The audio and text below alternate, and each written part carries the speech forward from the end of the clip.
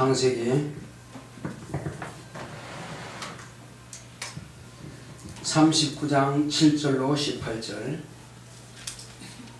그 후에 그 주인의 처가 요셉에게 눈짓하다가 동침하기를 청하니 요셉이 거절하며 자기 주인의 처에게 이르되 나의 주인이 가중 재반 소유를 간섭지 아니하고 다 내 손에 위임하였으니 이 집에는 나보다 큰 이가 없으며 주인이 아무것도 내게 금하지 아니하였고 금한 것은 당신뿐이니 당신은 자기 아내이니라. 그런즉 내가 어찌 이 큰 악을 행하여 하나님께 득죄하리까. 여인이 날마다 요셉에게 청하였으나 요셉이 듣지 아니하여 동침하지 아니할 뿐더러 함께 있지도 아니하니라. 그러할 때 요셉이 심부하러 그 집에 들어갔더니 그 집 사람은 하나도 거기 없었더라. 그 여인이 그 옷을 잡고 가로되 나와 동침하자.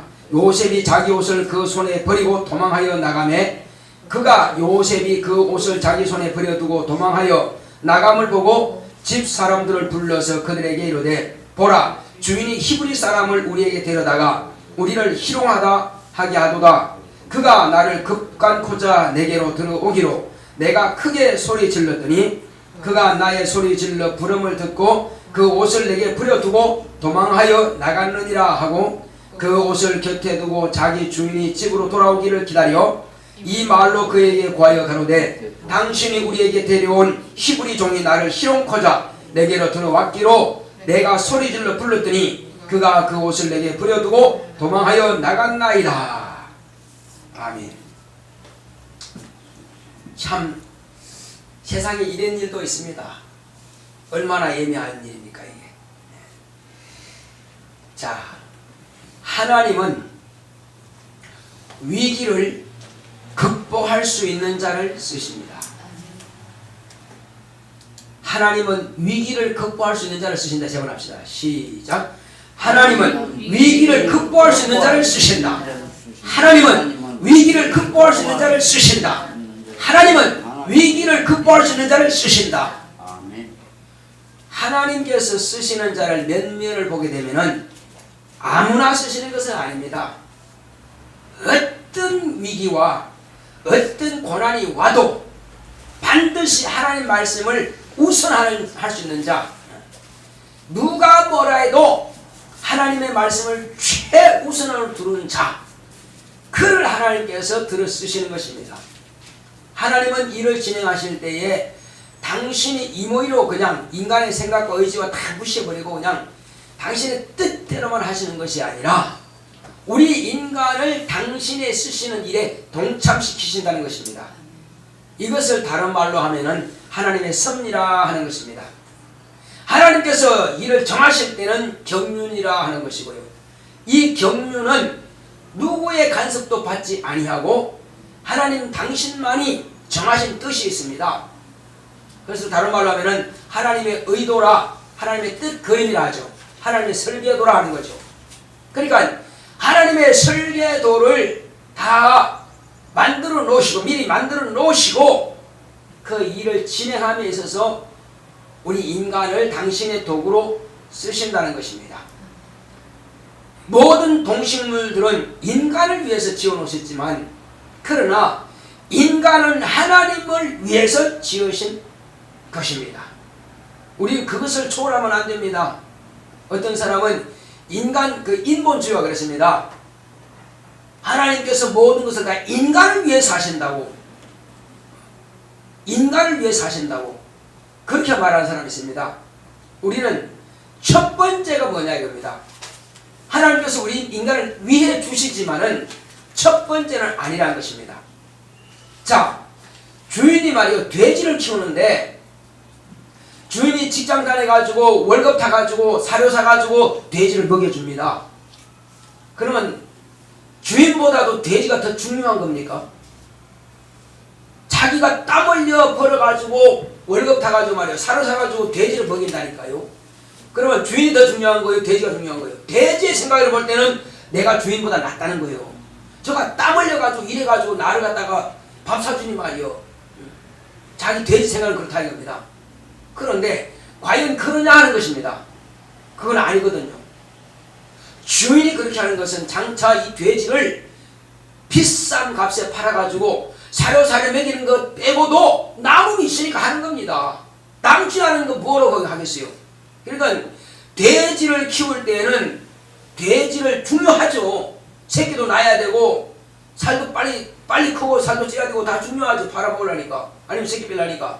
그렇지만 우선은 그게 아니라는 겁니다. 우선 목적은 주인이 돈 벌든지 아니면 아들 장가 보낼 때에 돼지 잡아다가 잔치상에 올리기 위해서 하든지 둘 중에 하나라는 말이에요. 목적은 돼지가 더 중요한 것이 아니라 주인 자신의 일이 중요하기 때문에 돼지를 키우는 겁니다. 그래서 인본주의를 우리가 경계할 목적이 거기다 합니다. 신본주의가 왜 중요하냐? 인간은 자신을 알아야 될 목적이 있다 이겁니다. 우리 인간이 존재하는 목적은 하나님의 의를 나타내기 위해서 존재할 뿐이다 이겁니다. 그렇지만 그렇다고 해서 그냥 인간을 무시한다, 그건 아니라는 말입니다. 우리 인간을 하나님의 의를 위해서 쓰셨는데 썩어 폐기처벌해버린 것이 아니라, 쓰셨지만은 그냥 폐차장에 갖다 버리는 차처럼 그렇게 하는 것이 아니라 하나님의 아들과 동등한 위치를 올려놓고 그렇게 대우해 주신다는 것입니다. 할렐루야. 그래서 하나님은 의로우신 분이라는 것입니다. 쓰시고 다 끝났으니까 저리가 하고 그냥 토사구팽하듯이, 토사구팽이 다른 게 아니라 산토끼를 잡으려고 이제 사냥개를 키웠어요. 그런데 산토끼 다 잡고 이제 없어. 그러니까 산토끼 다 잡아먹었으니까 이제 개미 차례다 하고 개 잡아먹는 겁니다. 하나님은 그런 분이 아니라는 것입니다. 뜻은 아시겠죠? 무슨 뜻인지. 예. 토사구팽하시는 하나님이 아니라 그렇게 귀하게 토끼를 잡았으면은 그렇게 개를 또 참 착하다. 그래서 잘 키워주고, 물론 우리를 하나님께서 개처럼 취급하신다는 게 짐승처럼 취급하신다는 것이 아니라 하나님과 우리는 어떤 피조물과 조물주의 그런 사이가 아니라 하나님께서 우리를 격상시켰습니다. 어느 정도 격상시키느냐? 한마디로 아버지와 아들 부자관계로 만들어 주신 것입니다. 그러니까 방금 제가 말씀드린 것은 돼지나 개나 이런 것은 그냥 차원이 다르죠. 그러나 하나님께서는 본래는 피조물이고 조물주십니다. 차원이 다르죠. 그런데 하나님께서 당신의 의를 이루기 위해서, 당신의 섭리를 성공시키기 위해서 쓰시고 나서는 그냥 버리시는 것이 아니라 고귀한 윗장까지 올려놓은 것입니다. 당신이 쓰신 그 일에 동참했다 해서요, 동참했다 해서 참으로 고귀한 위치, 나는 너의 아버지가 되고 너는 내 아들이 되리라. 이제부터는 네가 필요한 것을 다 구해라. 그러면 내가 너를 위해서 다 주겠다는 것입니다. 아버지가 자식이 원하는 건 못 주겠다는 것입니다. 그러므로 형식적으로 너는 그냥 내 아들을 삼을 테니까 그런 것이 아니라 이겁니다. 호적에 그냥 올려준 것이 아니라 당신이 친히 우리를 낳으셨다는 것입니다. 그래서 자녀가 되게 하신 것입니다. 인간이 아무리 짐승을 사랑하지만 짐승을 낳을 수는 없는 것입니다. 왜? 전혀 다른 차원이기 때문에. 그러나 전혀 다른 차원이지만 우리를 하나님께서 아들의 피를 통해서 우리를 거듭나게 하신 겁니다. 그래서 우리는 하나님의 자녀의 권세를 가지고 이제부터는 아버지라 부를 수 있다는 것입니다. 우리는 자녀의 권세를 가진 겁니다. 그러므로 우리가 세상에서 무슨 어려움과 무슨 환란이 있는지 간에 아버지께 구하면은 예수님께서 내가 시행하리라 말씀하셨다 이겁니다. 그리고 우리는 지금 당장에 난 아쉬운 것이 많다 할지라도 우리는 전혀 부족한 것이 없는 것입니다. 세상 임금이 부럽지 않고요, 대통령이 부럽지 않습니다. 장관이 부럽지 않아요. 대기업 총수가 부럽지 않습니다. 우리는 그들이 갖지 못한 것을 갖고 있다는 것입니다. 그들이 예수 모른다면은 자신의 영혼 하나도 모르는 사람이에요. 자신 영혼 하나를 챙길 능력이 없다는 것입니다. 이 땅에 육체가 있는 것이 전부라 이겁니다. 그러나 우리는 육체가 끝나고 난 이후부터는 비로소 영원한 세상에서 하나님을 아버지라 부르시는 자격을 얻었으며 나는 당신의 아들이다 하면서 천사도 부러워하는 그 신분에 가지고 있다는 것입니다. 이보다 더 귀한 것이 세상에 어디 있느냐 이겁니다. 그래서 이제 하나님께서는 우리를 아무나 자녀 삼으시는 것이 아니라 네가 어떤 어떤 위기에 처하든지 간에 나를 부인하지 않을 수 있겠느냐? 부인한다는 것은 하나님과 관계가 없다는 것입니다. 그래서 우리는 적어도 하나님의 자녀라 하면은 어떤 위기가 왔다 할지라도 부인하지 않을 능력이 있어야 됩니다. 이것이 가장 중요한 겁니다. 이 땅에서 얼마나 잘 살고 못 살고 그게 중요한 게 아니라 이겁니다. 병 고쳐먹고 안 먹고 그게 중요한 게 아니라 이겁니다. 내가 하나님과 나 사이는 부자 관계가 도무지 누가 무엇을 가지고 어떤 것 가지고라도 끌어놓을 수 없다는 것입니다. 밖으로 넣을 수 없다는 것입니다. 태풍이 분다 할지라도 풍랑이 몰아친다 할지라도 이것은 변할 수가 없다는 것입니다. 가장 귀한 것은 하나님은 내 아버지요 나는 하나님의 아들이요 이것만큼 주장해도 된다는 것입니다. 할렐루야. 예. 자, 그래서 이제 그가 누가 하나님께서 아들을 통해서 우리에게 당신이 어떻게 섭리하시는 것을 잘 보여주셨습니다. 과거에도 하나님께서 어떻게 섭리하는 것을 보내주셨지만은 예수 그리스도를 통해서는 우리에게 정말로 이제는 종과 주인의 주종관계가 아니라 아버지와 아들의 관계로서 어떻게 아버지는 아들을 사랑하시니 아들은 어떻게 아버지 앞에 순종하는 것을 통해서 다 그 섭리하심을 보여주신 것입니다. 자, 그러므로 과거에는 하나님께서 이 섭리를 하실 때에 자, 오늘 말씀의 제목이 뭐냐면은 섭리와 함께 위기도 온다. 섭리와 함께 고난도 따른다. 이것이 오늘 말씀의 제목입니다. 자, 뭐가 함께? 하나님의 섭리와 함께 고난도 따라온다. 그러니까 섭리에 동참하는 사람은 고난도 받아들일 준비를 하고 있으라는 것입니다. 그런데 섭리를 왜 섭리를 내게서 이루어져야 되죠? 이것은 내가 이 세상 무엇보다도 가장 귀중하게 나를 여기신다는 것입니다. 하나님께서 내 일에 하나님의 일에 나를 동참시켜 주시겠다는 것입니다. 할렐루야. 아니 피조물이 말이요 조물주의 일에 동참해서 그 함께 일한다고 하는 것은 참으로 고귀한 것입니다. 아무에게나 그렇게 부탁하신 거 아니란 말이에요. 자, 그러면 바로 하나님의 섭리를 내게 딱 왔을 때는 내가 그 섭리를 잡는다면은 거기에는 반드시 위기가 따른다.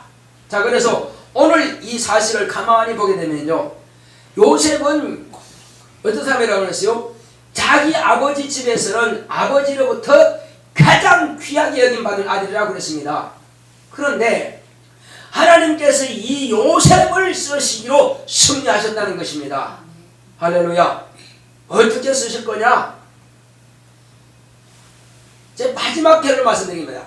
마지막은 하나님의 아들이 이와 같은 섭리에 그대로 적용이 된다고 하는 것을 보여주시는 것입니다. 그러나 여기서는 먼저 야곱 곧 요셉의 아버지와 그 형제들이 다 엄청난 가뭄과 굶주림에서 죽을 수밖에 없는데 이 죽음을 피할 수 있는 길을 열어놓기 위해서 요셉을 먼저 불러내시는 것입니다. 이것이 하나님의 섭리요. 자, 그런데 요셉은 두 번의 꿈을 통해서 하나님께서 어떻게 섭리하실지는 모르나 반드시 나를 쓰실 것이다. 반드시 나를 쓰실 것이다. 그러므로 내가 어떤 고난과 어떤 어려움이 있을지라도 나는 반드시 하나님께서 정하신 그 뜻대로 갈 것이라 하는 것을 마음속에 딱 새겨둔 것입니다. 그러므로 혹이 아버지 집에서 떠나가는 일이 있을지라도 모르죠. 어떤 일이 내 앞에 주어질지는 모릅니다. 그러나 아무도 원망하고 불평한 적이 없다 이겁니다. 그래서 형님들로부터 팔려가지고 저 애굽에 내려갔는데 그곳에 갔더니 누가 있습니까? 왕의 12대장 곧 호위무사, 예? 그가 12대장인 그 집에 팔려갔다 이거죠. 그는 왕으로부터 녹을 받는 사람이니까 얼마나 부자겠어요. 그 다음에 그 12대장이니까는 그는 자기 집에 지하 감옥도 있습니다. 그래서 왕에게 혹시 죄를 지면은 그 지하 감옥에다 가둬버리는 사람이에요. 대단한 권력 있는 사람이라 이겁니다.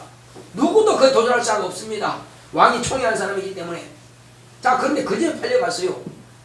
그런데 그가 얼마나 성실하게 충성스럽게 일을 했던지 온전히 인정을 받고요. 재산들은 싹 다 그 사람한테 요셉에게 주인이 맡겨버렸습니다. 내가 계산한 거나 네가 계산한 거나 똑같다는 것입니다. 그러니 하나 주인에게 해가 되지 않고 오히려 그가 하나님께 기도해서 그 주인의 집에 복이 막 쌓이도록 이렇게 요셉이 온 이후부터 그런 엄청난 갑부가 될 정도로 계속 잘 되는 것만 생긴다는 것입니다. 그러니 요셉이 이게 하나님의 감동된 사람이라 그러니까 인정한다 이거요. 자, 그런데 좋은 일 말씀을 참 얼마나 좋겠어요, 그죠? 우리 속담에 호사다마라는 말이 있습니다. 이게 무슨 말이죠? 호사다마가 무슨 뜻이죠? 자, 호자는 좋은 호자입니다. 다자는 많은 다자예요. 많은 마귀 마자예요. 근데 좋은 일이 많을 때는 누가 함께 꼬인다고요? 마귀가 또 많이 꼬인다는 것입니다. 마귀가 또 그만큼 역사한다는 거예요. 방해한다는 거예요. 한국 속담이 참 영적이에요, 여러분. 예. 그러니까는 요셉이 이제 이 집에 가서 참 잘 이제 주인 인정도 받고 말이야. 참 열심히 종으로서 종 가운데서 청지기처럼 모든 것을 다 종들도 관리하는 그런 입장에 있는데 말이요. 그런데 참 안타깝게도 요셉은 너무나 잘생겼어요. 한마디로 말하면 호남자예요. 잘생겼어. 그래, 여기 6절을 보게 되면은, 자, 한번 읽어볼까요? 주인이 그 소유를 다 요셉의 손에 위임하고 자기 식료 외에는 간섭하지 아니하였더라. 요셉은 어떡해요? 용모가 준수하고 아담하였더라. 그러니 이 여자가 어쨌든 나이는 젊은지 많은지 모르겠지만은 이 요셉에 대해서 마음이 혹한다 이거예요. 그러니 요셉에 대해서 자꾸 자기 주인이 없는 남편 없는 틈타면서 자꾸 동침하자 그런데, 근데 요셉 뭐랍니까? 요셉은 자, 이 가중에 이 주인 집의 모든 것은 다 나에게 위임시켰지만은 당신은 나한테 맡긴 적 없다. 왜? 당신은 주인의 아내이기 때문에 그렇다. 그러므로 내가 이렇게 동침한다는 것은 하나님께 내가 죄를 짓는 것이다. 그러니까 하나님께 죄를 얻는다는 거예요. 그래서 절대 안 된다. 요셉은 하나님의 사람이요. 그러니까 여기까지 형님이 하는 일이라든지 불평하지 않고 여기서 지금 종으로 팔린 것도 불평하지 않은 이유가 뭐냐? 하나님께서 반드시 나와 임마주에서 나랑 함께 하신다. 그리고 나를 반드시 높이신다. 그런데 이 요셉이 생각할 때는요, 내가 지금을 총살이 하지만 하나님께서 반드시 그 뜻을 이루신다는 것을 알고 있다 이겁니다. 그러므로 오직 주인을 주인답게 그 다음에 모든 사람을 다 높인다 이거죠. 하나님께서는 낮추셨을지라도 높이실 때가 온다는 것입니다. 그 믿음이 있기 때문에 결단코 내가 하나님께 범죄할 수는 없다. 내가 지금까지 내 믿음을 견고하게 지키고 하나님을 이렇게 사모하는 건데 왜 내가 하나님께 범죄하냐? 그래서 안 된다고 그러니까 이 여자가 다시 이제 틈을 보는 겁니다. 미리 어쨌든 모르겠어요. 그 집사람들을 밖으로 내보낸지 모르겠지만은 이제 요셉이 그 집에 신부로 들어갔는데 주인 그 여자가 주인 처가 혼자 있더라고요. 그래서 이제 뭔가 이렇게 쏘고 뭐 하겠지 이제. 그래 이제 장부 정리하겠지. 그러니 옷을 붙잡고는 나와 동침하자고 사정하니 말이야 기가 막히지. 이래다가 내가 큰 죄를 짓고 말겠구나. 냈다 옷을 그냥 벗어 던져버리고 그냥 도망간 겁니다. 자, 그런데 요셉은 지금 두 가지 일을 당했습니다. 하나는 모함을 당하는 것이고 하나는 또 뭐라고 합니까? 누명을 쓰는 이 두 가지가 같이 결했습니다. 자, 왜 누명을 쓰느냐? 여기서 지금 옷을 벗고 도망갔더니 여자는 뭐요? 옷을 지고는 감당이 안 돼. 그래서 소리 지릅니다. 자기가 잘못한 것이 아니라 저놈이 잘못했다고 이제 뭐 하는 거예요? 지금 누명을 씌우는 거죠. 자기가 한마디로 그 요셉의 준수함을 빠져가지고 말이요. 그것을 마음이 혹해놓고는 오히려 저놈이 나를 급간하고자 했다고 소리 지릅니다. 그래서 막 소리 지르려고 그 동네 그 집사람들 다 불러봅니다. 아유, 왜 그러십니까? 많이 왔더니 뭐랍니까? 저 우리 주인의 히브리 여종을 종을 데려다 놓고는 그 종이 지금 나를 극도하게 고사했다고. 이렇게 누명을 자기가 하고자 하는 것을 오히려 누구한테 뒤집어 씌워버립니까? 요셉한테 뒤집어 씌워버립니다. 그러면 이렇게 하지 않아도 될 일을 갖다가 또 꾸며가지고, 그건 모함이죠. 이제 그걸 꾸며가지고 자기 남편 올 때까지 기다렸다가 남편한테 다 그걸 갖다가, 고자질이 아니죠. 그건 고자질은 사실을 말하는 것이고, 이걸 갖다가 모함해서 요셉을 갖다가 어렵게 하기 위해서, 왜? 내 말을 안 들어주다는 거죠.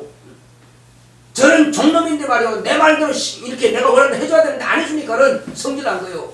그래서 모함해서 요셉을 가두려고.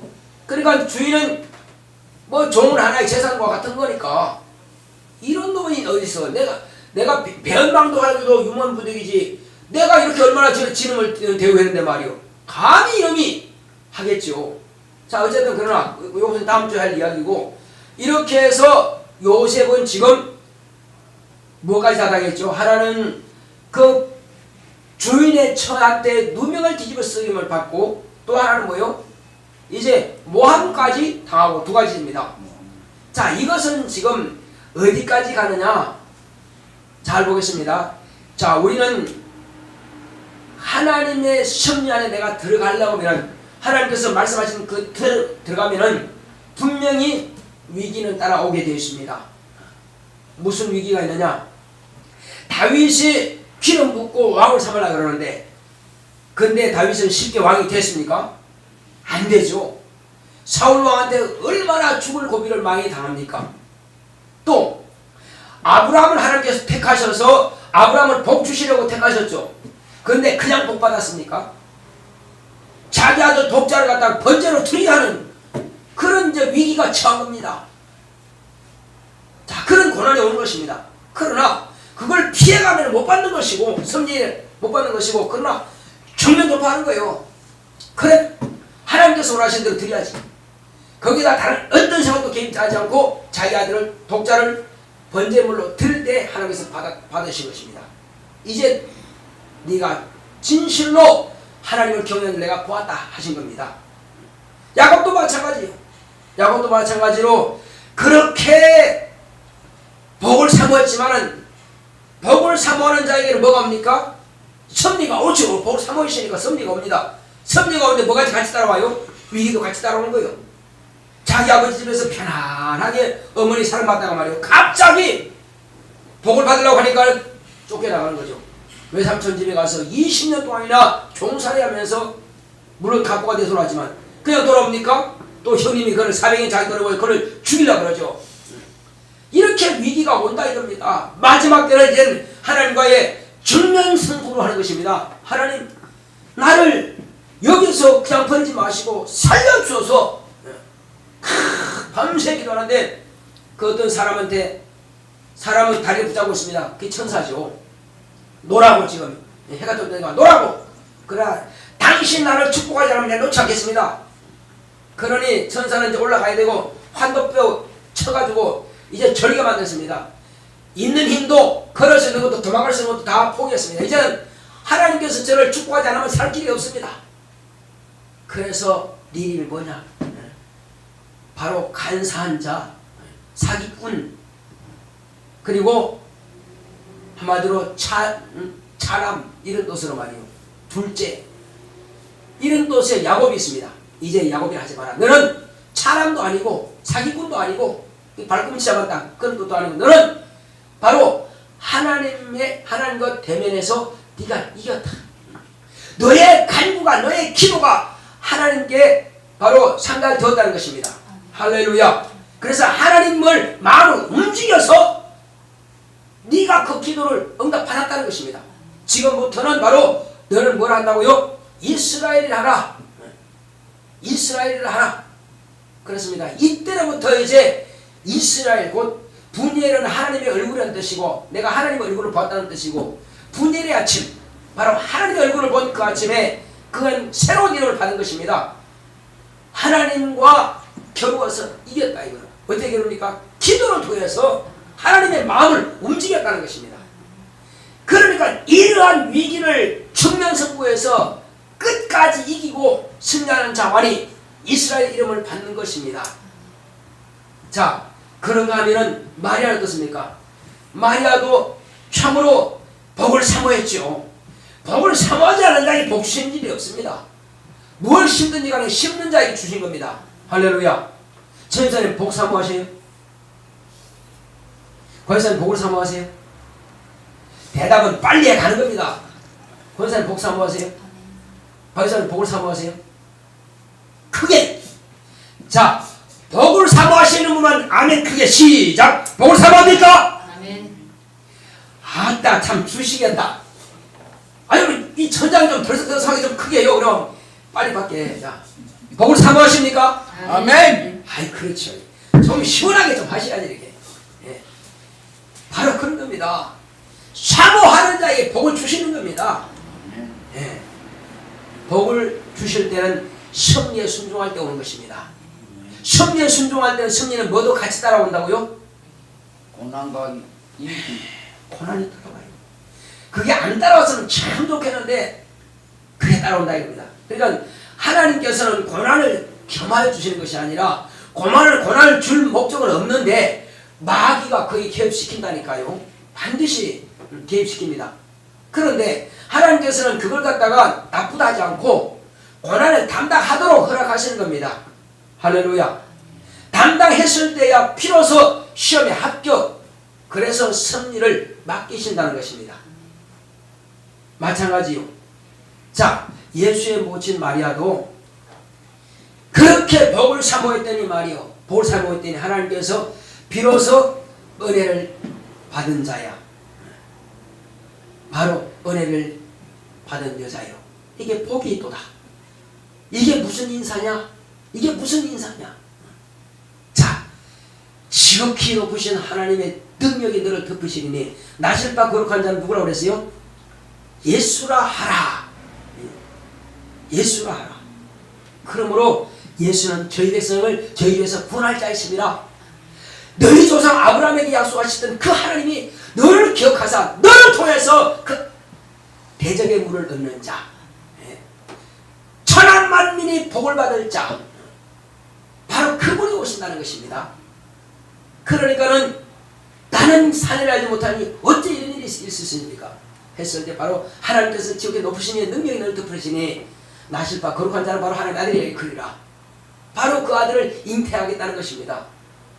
그러나 그 당시에 자기가 약혼한 남편의 이제 신을 갖지 않았을 때에는 여인은 어떻게 됩니까? 화형에 처하는 것입니다. 돌에 맞아 죽든지 아니면 불에 태워 죽든지 둘 중 하나예요. 자, 여기서는 위기가 온 거죠.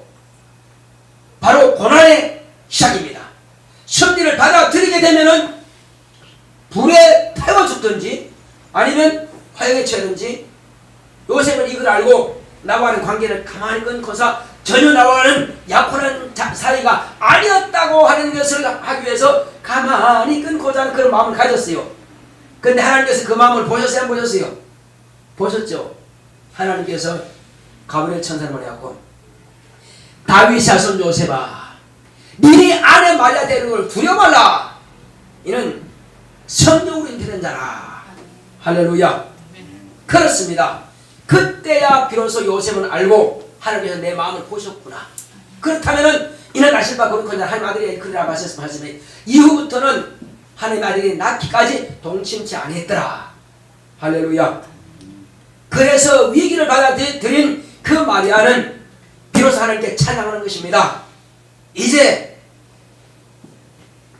이 세상이 끝나는 날까지 나를 복 있는 여자라 하리라.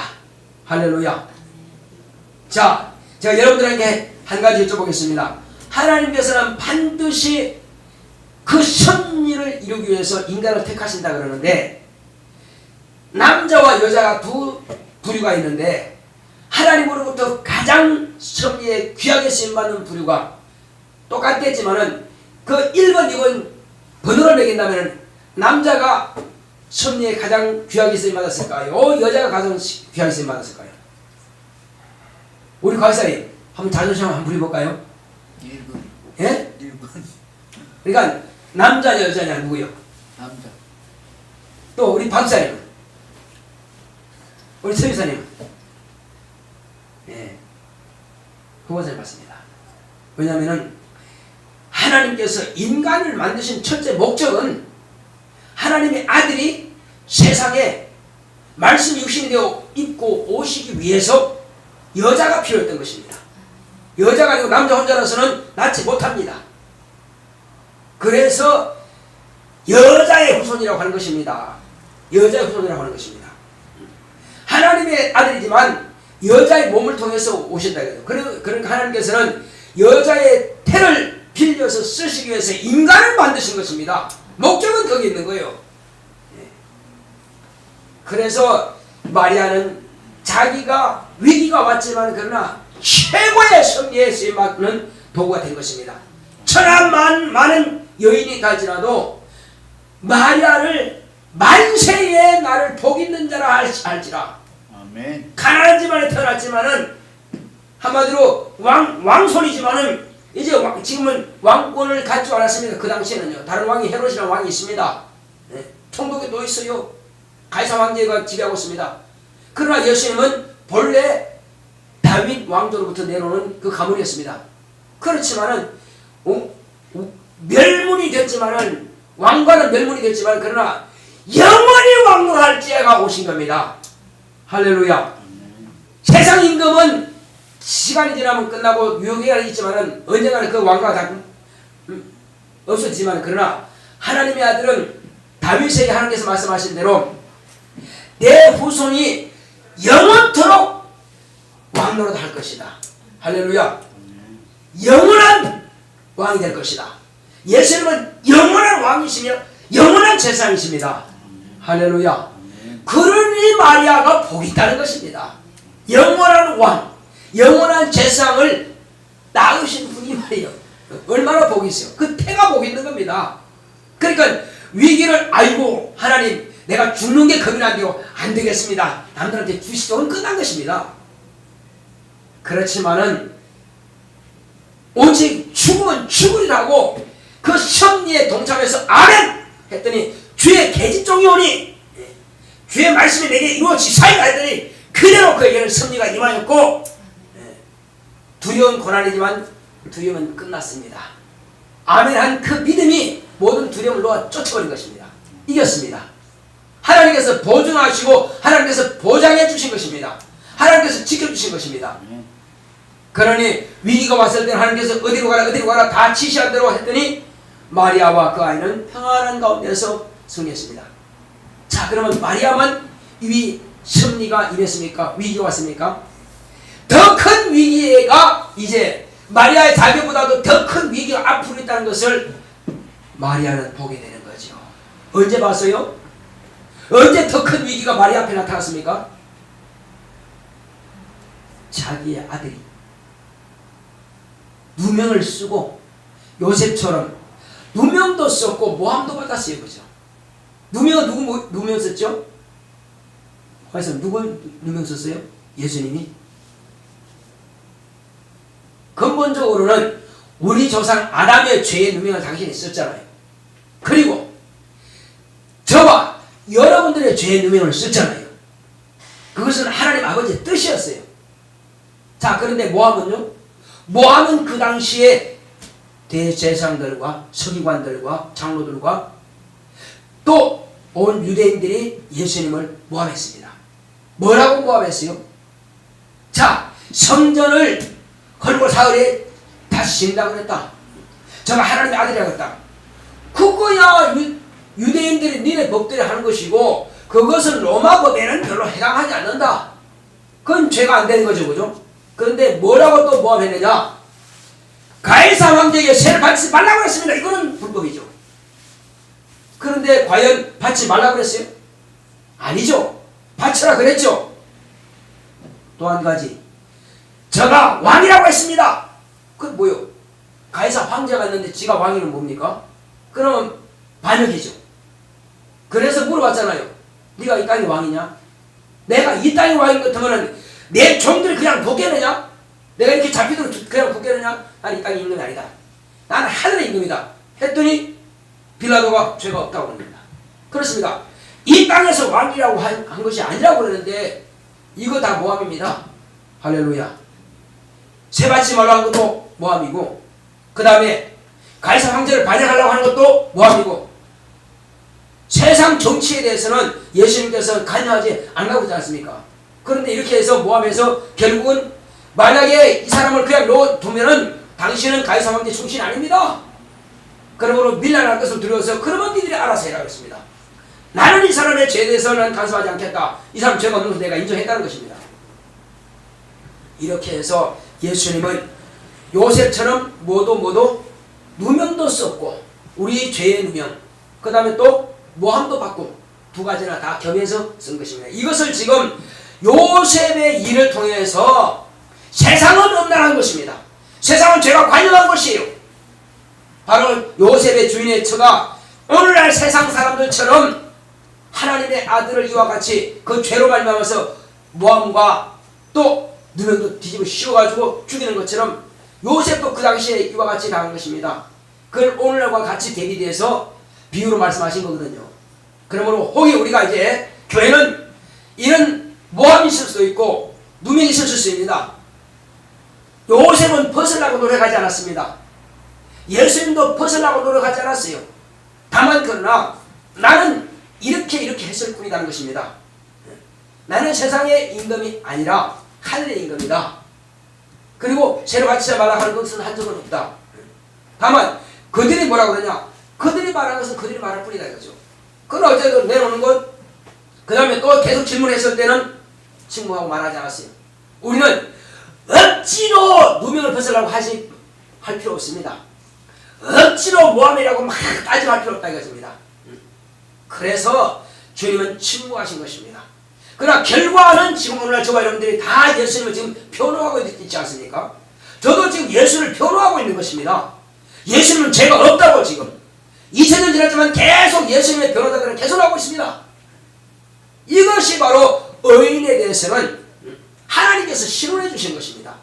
우리가 교회에서나 직장생활에서 혹시 내가 누명 썼는지 모함 받는데요? 억지로 벗으라고 하지 마세요. 지나게 되면요 그것으로 인해서 나를 하나님께서 높이신다는 것입니다. 할렐루야. 억지로 벗으라 그러면요 나와 그 사람과 똑같은 사람 됩니다. 그렇게 취급받게 되면 나도 별볼 일 없는 사람 됩니다. 차라리 침묵하고 가만히 있으면 때가 이름에 하나님께서 벗어주십니다. 그리고 높여주신다는 사실입니다. 억울해할 것도 없고요 주여 감사합니다 하시면 이제 장차 가장 낮은 곳에서 높여주신다는 사실입니다. 요셉을 볼 때 다 그랬습니다. 마리아를 볼 때 다 그랬습니다. 그러니까 우리는 이런 위기가 왔을 때는 하나님께서 나에게 섭리하실 것이 있으신가 보다. 할렐루야. 뭔가 섭리가 있으신가 보다. 그럼 나 이때 감사하자. 자, 여러분들이 지금 이 교회에 오셔서 이렇게 열심히 봉사하시고 또 중심을 잡으시고 충성하시니까는 하나님께서 또 이 검단순기의 일꾼을 보내시라고 작정하셨습니다. 곧 또 오시게 될 것입니다. 할렐루야. 우리 하나님께 감사만 하면 될 것입니다. 이제 저와 여러분들은 이제 어떤 일이 있을지라도 어떤 위기가 오면 어떤 또 내게 일이 맡겨지면 감사한 마음으로 충성되게 감당하시기 바랍니다. 그러면 저와 여러분들의 가정에 복을 주실 것이며 저희들의 자손에게 복을 주실 것입니다. 오늘 이 시간 기도할 때 주여 혹이 내게 어떤 위기가 온다 하더라도 하나님 이것은 섭리가 이루어지는 것이 오니 주여 내가 스스로가 이것을 변명하지 말게 하시고 끝까지 감사함으로 승리할 수 있도록 하셨습니다. 고맙고 감사하신 아버지 하나님 감사드립니다. 하나님께서 함께 하시는 은혜를 주심으로 우리는 이와 같이 주님께서 우리에게 명하신 대로 어떤 아버지 주신 위기가 왔을 때는 반드시 하나님의 어떤 섭리가 있는 줄 알고 늘